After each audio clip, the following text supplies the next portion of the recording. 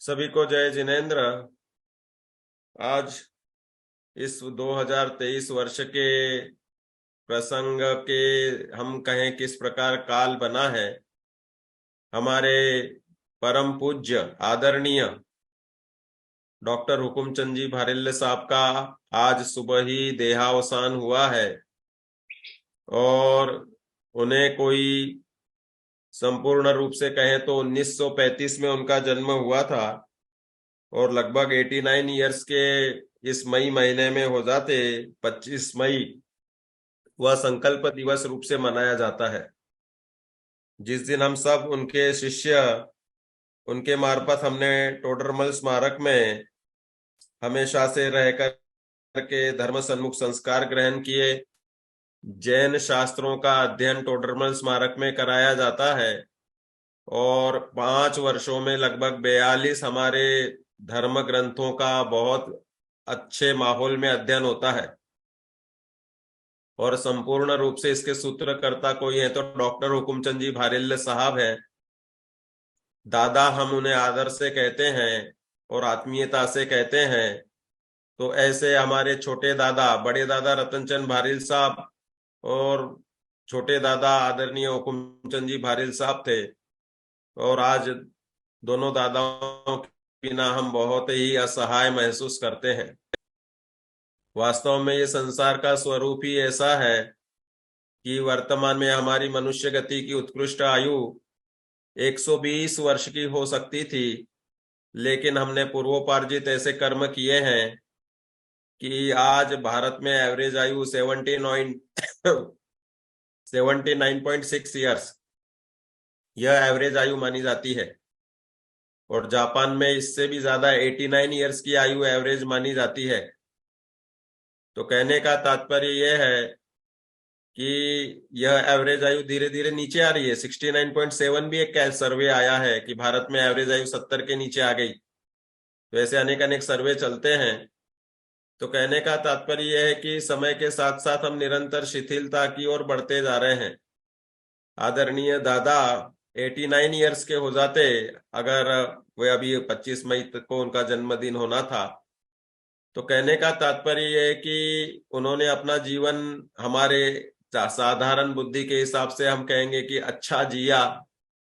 संजीव गोधा या धर्मेंद्र जी जैसे अल्पायु में नहीं रहे।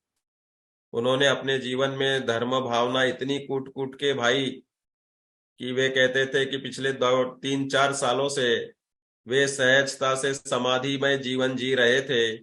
बाहर का रस विशेष उन्हें किंचित भी नहीं था और अंतर में ज्ञान वैराग्य की परिणति से बहुत समता और सहजता से प्रसन्न मुद्रा से जीवन जीते थे। आज हम अपने सत्र में भी उसी बुढ़ापे को सुखद बनाने की कला की बात भी करेंगे और कुछ आपको पीडीएफ के माध्यम से जानकारी भी बताएंगे।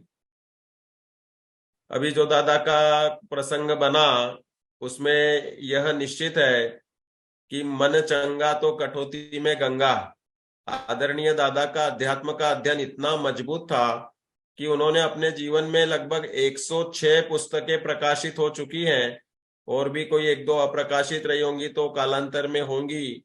मतलब इतने सारा साहित्य का उन्होंने रचना की और लाखों का बल्कि कहेंगे कि करोड़ों की तादाद में लोगों तक पहुंची है। लाखों लोगों ने तो साक्षात उसकी प्रतियां ही लाखों के ऊपर कई लाखों से ज्यादा हुई और देश विदेश में ख्याति प्राप्त रहे।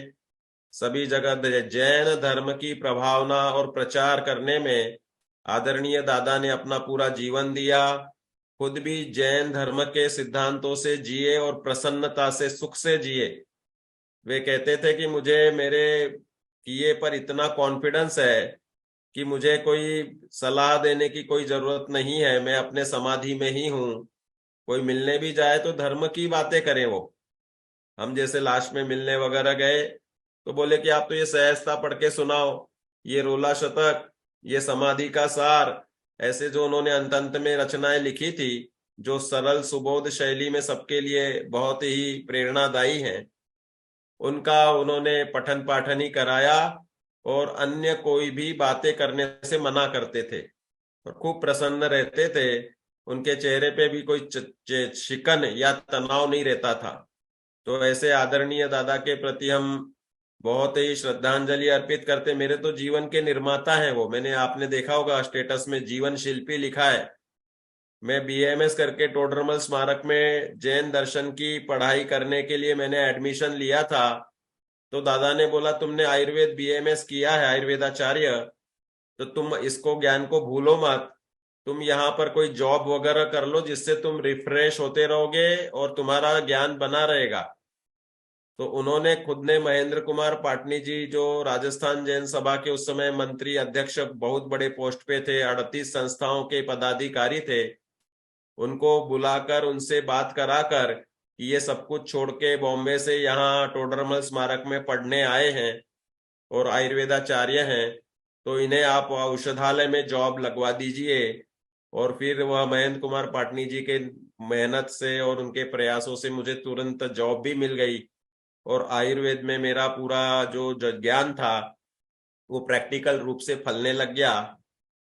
डेली की 120 पेशेंट की ओपीडी वहां मुझे देखने का मौका मिला और 25 सालों तक मैं दिगंबर जैन औषधालय में निशुल्क चिकित्सा लोगों को देने में रहा, अनुभवी रहा।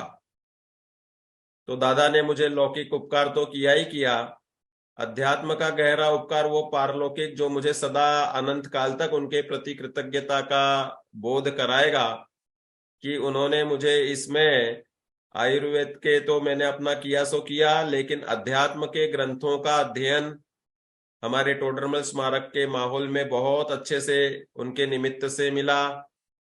बहुत ही वात्सल्य से जब भी उनसे मिलने जाओ कोई ना कोई अच्छी बात धर्म की बता करके हमारे लिए वो मार्ग प्रदर्शक बने रहे और हमें निरंतर इस धर्मधारा में, प्रभावना में उन्होंने जोड़े रखा।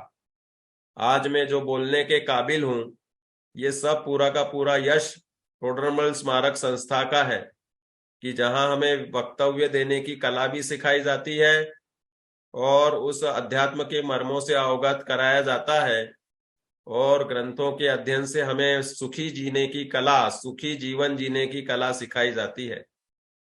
तो हम उनके प्रति शत शत आभार व्यक्त करते हैं, श्रद्धांजलि व्यक्त करते हैं और भावना भाते हैं कि वे निश्चित ही मोक्ष को प्राप्त करें और पूर्ण रूप से अनंत काल के लिए महासुखी अवस्था, अनंत सुखी अवस्था, सिद्धावस्था को प्राप्त